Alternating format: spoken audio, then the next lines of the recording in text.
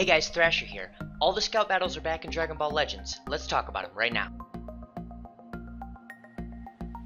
Okay, so all of the scout battles are back in Dragon Ball Legends, with the only exception being that if you look up here at the Krillin one, we only have hard mode of Krillin. Now the question is, when should you be doing these scout battles and how much energy should you spend on them? So the first thing I would say is make sure you complete the challenges for every single scout battle, because it will give you rare medals. The only one that's going to be a major issue for anyone is if you go to Yamcha. I believe this is the only one that has it, but this works for any of them. If you go look at challenges, it says land an attack 7 times with element red characters. So you have to bring a red character and you have to land 7 attacks.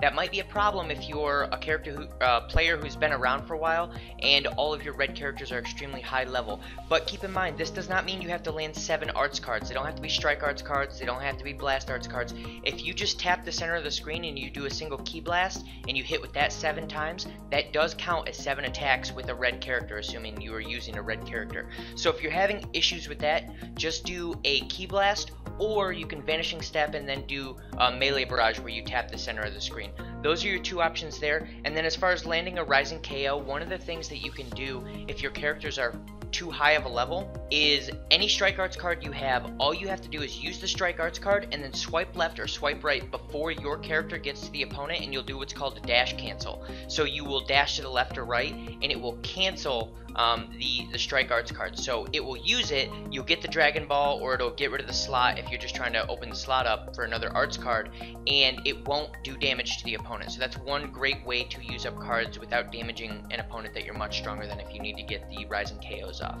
Now the other question is, when should you be doing these scout battles? How far should you be doing them? So obviously, like I said, complete all of the challenges, and then I would get any character that's in a scout battle to 2 stars. So get their Z power up to 2 stars, and that's because that gives them a 10% stat buff.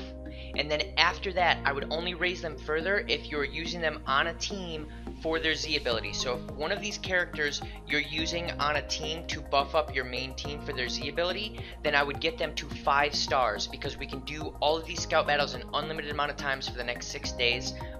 After 5 stars, it is not energy efficient to get another star to 6 stars or 7 stars. 6 stars isn't worth it because it's just 5% more stats, and these characters have such low stats, it's not going to make a huge difference. And 7 stars is so far off that the Z ability increase is just not worth it at all as far as how much energy it would take.